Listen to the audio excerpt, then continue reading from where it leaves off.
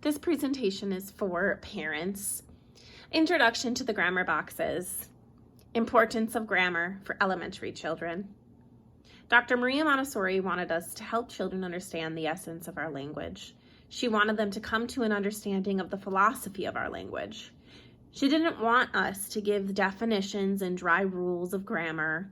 She wanted us to help the children understand the history of their language and how different aspects of grammar and syntax fit into that history. Grammar provides structure to our language, and this structure enables us to put forth our thoughts to others in a way that we can be understood. In one of Dr. Montessori's books, which has not yet been published in English, called Psychogrammar, she asks us to help children understand the role of language by appealing to the child's characteristics.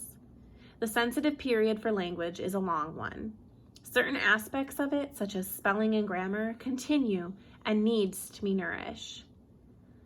This period ends around 8 years old, and this is why the work with grammar boxes should be finished around the age of 8. Children should not hold the same kind of interest, grammar boxes do not hold the same kind of interest with the older elementary child. Matter and energy. Dr. Montessori represented matter with a black pyramid. We know she is referring to things or nouns. She used one side of the pyramid, the black triangle, as a symbol to represent matter. This is because she determined that nouns and the names of things are very old, and so are the pyramids.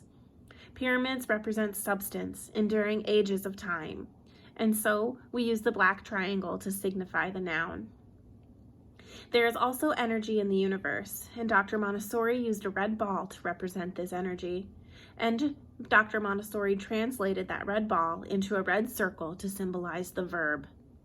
Another illustration that Dr. Montessori uses is the fact that a pyramid sits on its base and it just stays there. It will not move unless we move it. And now it is going to stay there until someone moves it. But what about a red ball? It bounces until something stops it, or until it loses momentum and it stops. And this is why she used a red ball to represent energy, motion, and action.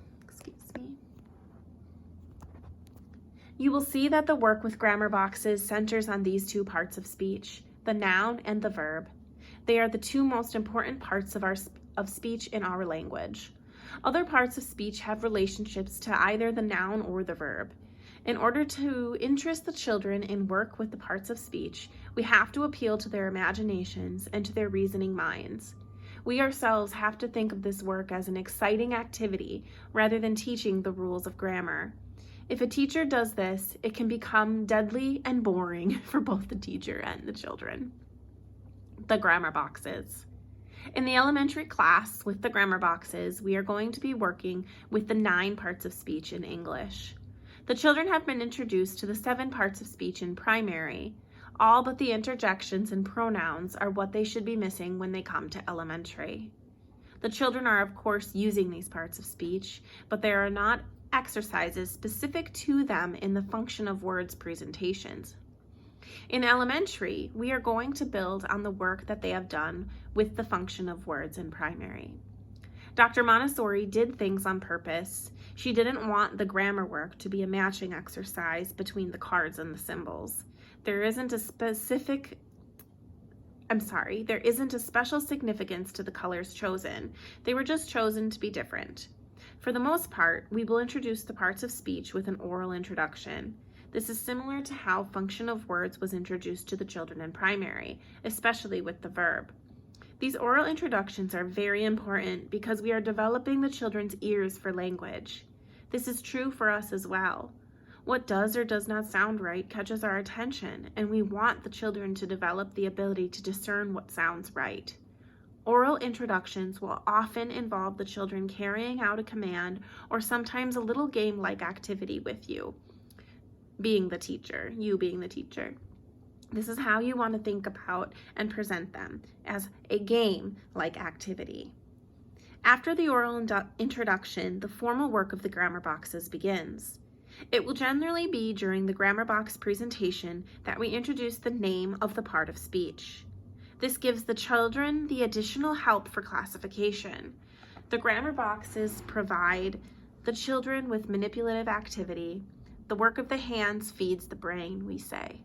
There is no written work with the grammar boxes. It is an option for follow-up. If you have seen children,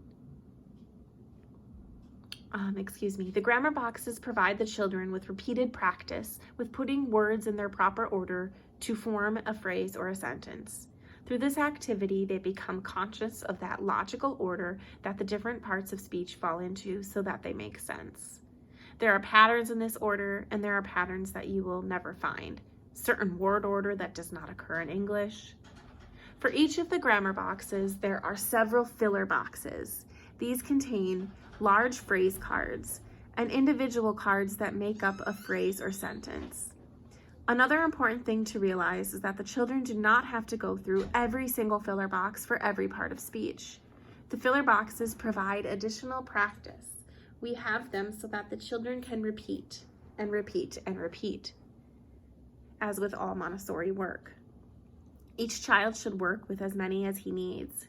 Some children might need all of them, but others may only need to work through 2 or 3 filler boxes.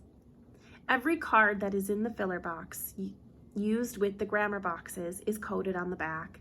The coding should help you find which filler box the card belongs to. They are coded with Roman numerals and letters.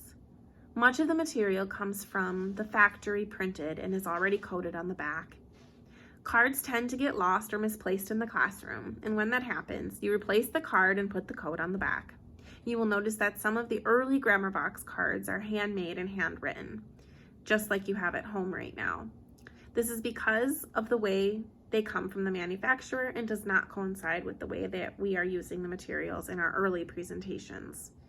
Once the children have worked with the grammar boxes and had some experience with grammar boxes, we introduce command cards. The command cards are used to extend their experience to a certain part of speech. The command cards are stored in a box on the language shelf. The command cards are printed cards, which go along with most of the grammar boxes. It is important that the teacher introduce the command cards and then makes sure the children understand them and know what to do to carry out the commands. Command cards often involve more than one child carrying out a command and thus sometimes offer opportunities for cooperation. Sometimes a command refers to younger or smaller children, so your elementary children may see themselves going back to their primary class for these. The command cards are generally a lot of fun and involve movement and activity that clarify the meaning of a word. Sometimes they give the children permission to do things that they would not ordinarily do in the classroom, like run. With many parts of speech, there are also exercises that will focus on a particular aspect of that part of speech. For example, we will have some exercises that deal with the tenses of a verb. There are a few charts that we use with some parts of speech. Sometimes these are impressionistic to help the children remember something or to help them picture a pattern in their minds. There are also some work charts that will be used for different classification of certain parts of speech. For example, different types of adjectives. At the end of all this work with grammar boxes and command cards comes a passage that leads the children into regular grammar books. The grammar boxes are not meant to eliminate the need for grammar books entirely, but to help the children focus on each part of speech in isolation. They get the children interested and help them understand. We will not expect the child to work through an entire grammar textbook from cover to cover, but we can have it available as a resource. Remember all of that work that you have done? I wonder what this textbook has to say about adjectives. Then you can look this up in a book.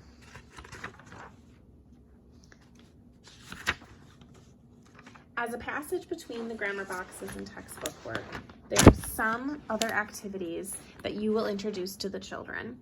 One of these is to write a sentence across the top of a piece of paper. Then ask them to underline the words with the colors of the grammar symbols. This is a lot faster than drawing the symbol of the words. Either way, you get an understanding of what they know about the parts of speech. These are 2 ways of summing up what the children already know.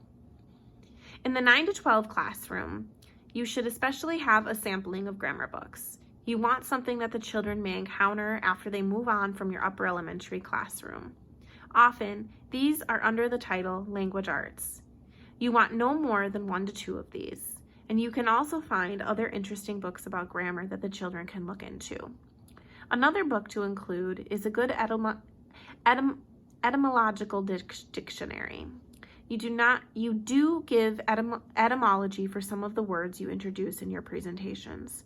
This often spurs the children to look up roots of words for themselves, and one result is this kind of exploration that the children may realize that certain words that we use today have not always meant the same things. Some of the children may want to keep a list of interesting words. Sometimes these words have changed in their spelling as well. Example, pretty used to mean, in Old English, sly or deceitful, and now the word means pleasing or attractive. In conclusion, the grammar boxes dominate the language shelf. This does not mean that we emphasize the grammar work to other language experiences in the classroom. All aspects of language work should be richly expressed in the classroom. The children should be involved in pursuits in spoken and written language, with the history of lineage, examinations of style and literature.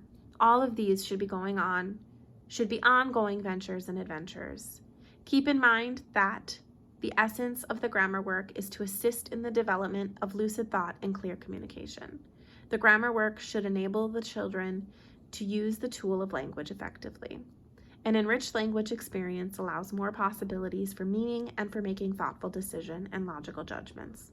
Our grammar work is integral to the language experience for these reasons.